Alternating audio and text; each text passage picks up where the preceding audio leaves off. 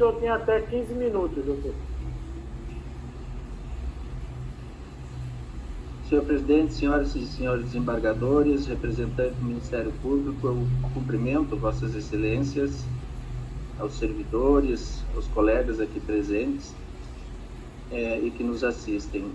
Passarei rápidas considerações relacionadas a esse tema, que é quase um compêndio de direito administrativo a partir de um conflito surgido especificamente em relação a 5 análises de aposentadoria no Tribunal de Contas da União, envolvendo oficiais de justiça, avaliadores federais, lá no Rio de Janeiro, do Tribunal Regional Federal da 2ª Região.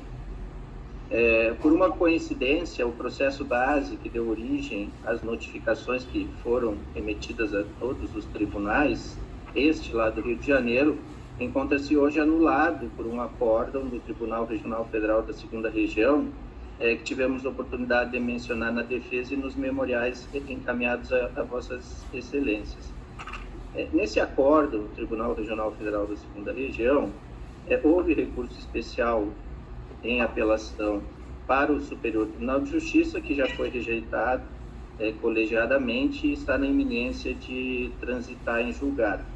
Então, o que é curioso é que o que nós julgamos hoje aqui sequer existe para aqueles que eram os destinatários desta decisão original do Tribunal de Contas da União.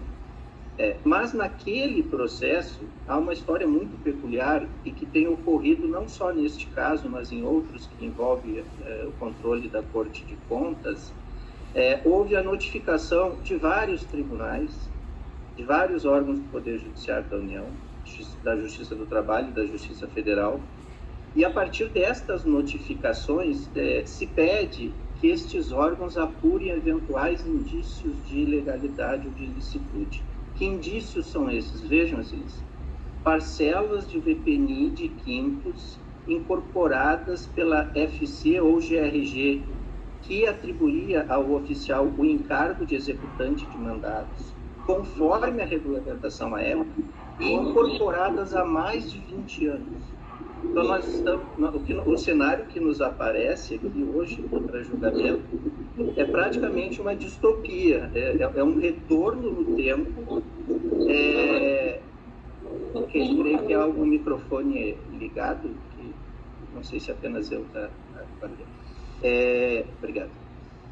Temos esse cenário em que essas parcelas incorporadas há 20 anos passaram por uma reanálise no Tribunal de Contas da União sobre a sua natureza e, desconsiderando a regulamentação da época, partem de um pressuposto de que hoje elas não poderiam ser pagas com a gratificação de atividade externa, que é outra verba criada especificamente na Lei 11.416, que é o Plano de Carreira dos Servidores, que não pode ser paga porque no passado elas envolviam, na sua origem, o encargo de executante de mandatos. Ora, quando isso surgiu, na época, e eu vi o parecer da direção-geral, muito bem elaborado, o parecer da direção-geral deste tribunal, que é submetido hoje à análise de vossas excelências, quando isso começou, sequer deveria ter essa extensão que tem hoje. Mas, infelizmente, houve essa extensão. E dentro de um processo que sequer tem o caráter cogente. Por exemplo, Tribunal Regional do Trabalho da 11ª Região. Mencionamos na defesa, no recurso. Tribunal Regional do Trabalho da 17ª Região. Tribunal Regional do Trabalho da 4ª Região. Todos eles responderam a essas notificações afirmando que os tais indícios de ilicitude não existiam.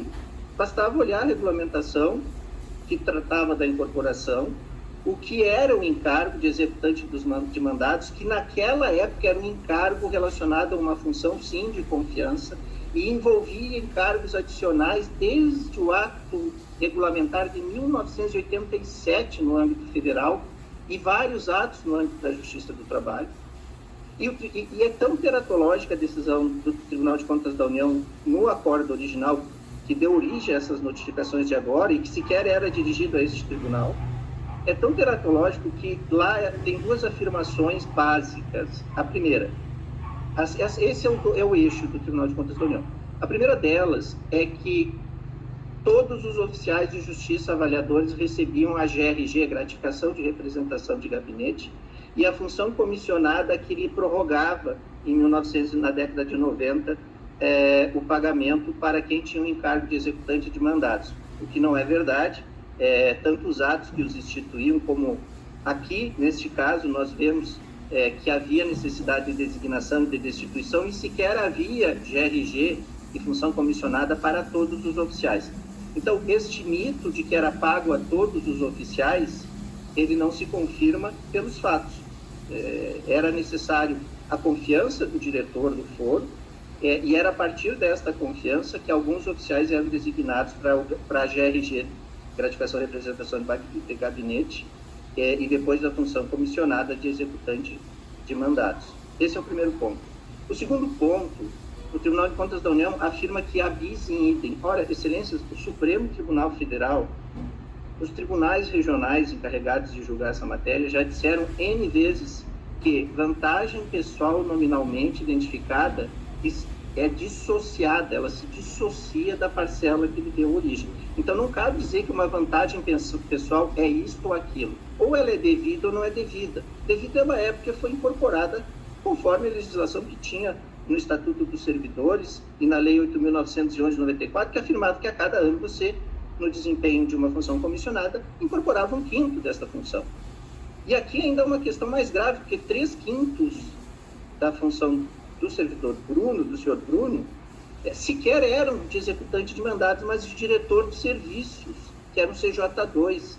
Então, 3/5 sequer eram de executante de mandados, e 2/5 eram de executante de mandados, mas incorporados naquela época.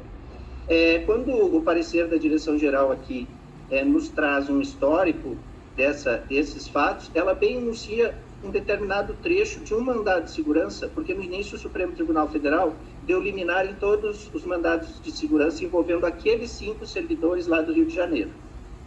Deu liminar, suspendeu o corte, e essas liminares vigoraram até 2019. Em 2019, por indução em erro, alguns desses mandados de segurança interpretaram essa VPNI que nós tratamos aqui como se fosse função comissionada em exercício. Se eu estou hoje exercendo uma função comissionada, eu não recebo a gratificação de atividade de execução de mandados. Mas se eu incorporei VPNI de quintos no passado, isso não tem nada a ver. Isso é um valor que foi incorporado lá atrás. Então, esta questão... E tanto é verdade que após, e isso é bem historiado no parecer aqui da Direção-Geral do TRT6, após nós juntamos isso, o mesmo Supremo Tribunal Federal, nos precedentes mais recentes, para ser exato em 3 deles, afirma, reverteu essa decisão em agravo regimental. Um deles é o mandado de segurança 36869, e tem sido muito divulgado um anterior, que é o 34727, que não transitou julgado e está em análise ainda, mas trouxemos o 36869, que afirma que este corte não pode ocorrer, e que mesmo na hipótese de se considerar, e aqui apenas pela eventualidade processual, que essa VPNI poderia ser cortada, o que se considera, numa análise quase surreal, isso deveria ser feito para o futuro em parcela compensatória com reajustes futuros, jamais retroagindo, sob pena de violar a irredutibilidade remuneratória. Nós estamos falando de aproximadamente R$ 3.500 na folha de cada oficial de justiça e avaliador federal desta corte, que teve a incorporação de VPNI, percebido esse valor há 20 anos, e com a gratificação de atividade externa há pelo menos 12 anos. Então, nós não falamos aqui, a decadência administrativa já seria suficiente para impedir o corte desse valor, porque depois de 5 anos, a lei do processo administrativo, que abrange a todos os órgãos de fiscalização também, afirma que após 5 anos este corte não pode ser feito.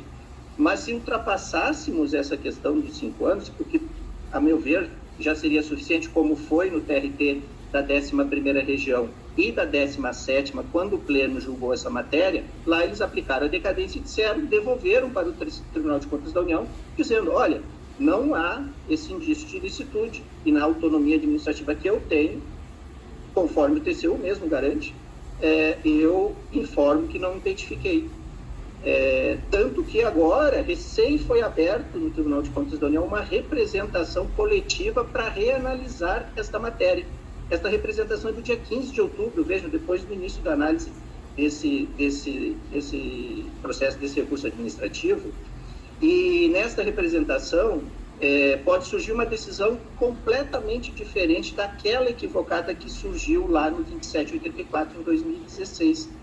E vejam que no Tribunal de Contas da União, nem a unidade técnica e nem um órgão de extrema qualificação, que é o Ministério Público junto ao Tribunal de Contas da União, nenhum dos dois visualizou razão para corte dessa parcela ou ilegalidade.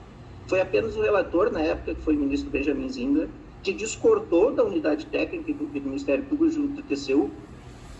E na história dessa parcela a gente percebe onde veio esta confusão, porque no Senado, veja, o ministro Benjamin Zingler traz a discussão de uma FC paga no Senado para todos os analistas legislativos e dá a essa matéria dos oficiais o mesmo tratamento que deu lá no Senado para os analistas legislativos, que é um processo de 2018, 2988, eu até decorei o número desse processo.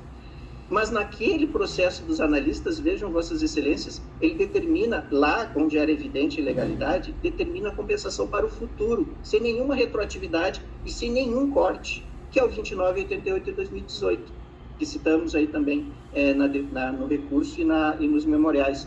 Mas aqui, em dado momento, quando vem a notificação do Tribunal de Contas da União, passa-se a ideia de que deve-se, ou deve-se cortar imediatamente, ou dois, deve-se compensar para o passado. Como que compensar para o passado, retroagindo a 5 anos, eu vou evitar a irredutibilidade? E como vou atender, assim, a lei de introdução às normas do direito brasileiro, que vieram justamente para o Tribunal de Contas da União e os órgãos administrativos aplicarem, quando entenderem por uma parcela paga muito tempo, de que ela supostamente é ilegal, aplicarem a transformação em parcela compensatória, sem redução, a ser compensada no futuro, quando tiver um novo plano de carreira, um novo reajuste, enfim, um tipo de reajuste que possa ir compensando sem gerar redução remuneratória.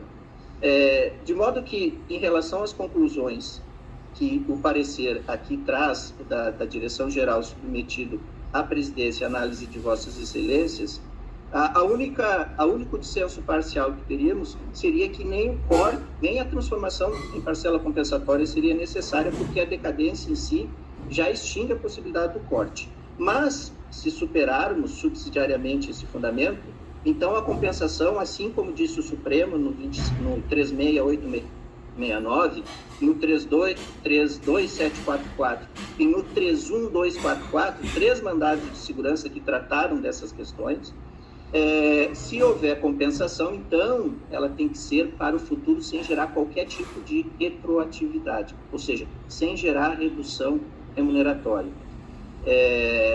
Também nesse sentido, foi o mandado de segurança julgado no pleno do Tribunal Regional do Trabalho da 24ª Região, que nós mencionamos aí também, além do acórdão do TRF da 2ª em relação aos oficiais da Justiça Federal.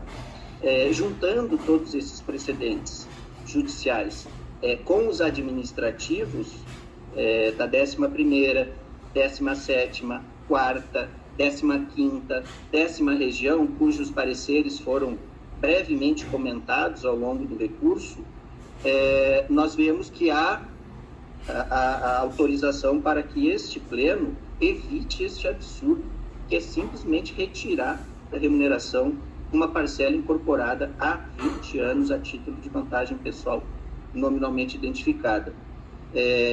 Apenas porque o Tribunal de Contas da União revisou o entendimento e, a meu ver, a nosso ver, de forma equivocada, e se lermos o histórico de onde isso chega, eu acredito que daqui mais um tempo o Tribunal de Contas da União vai reverter esta decisão, e aí Vossas Excelências, caso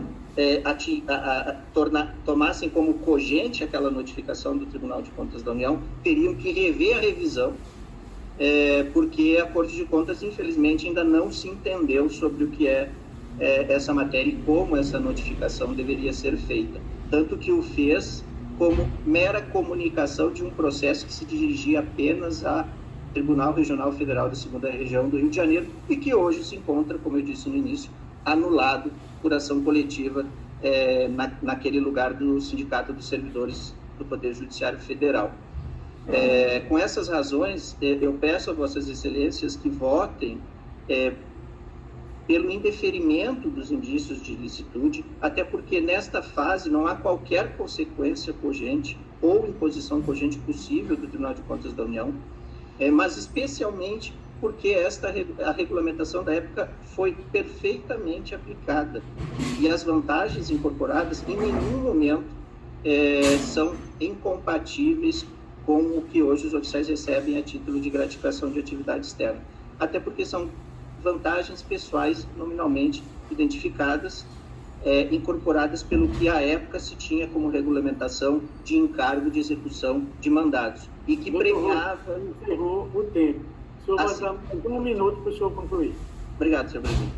E que por isso não podem ser tratadas da maneira hoje como tem sido tratada. Com essas razões, eu encerro a sustentação e agradeço a Vossas Excelências, pedindo a manutenção da parcela na folha de pagamento. Obrigado, senhor presidente.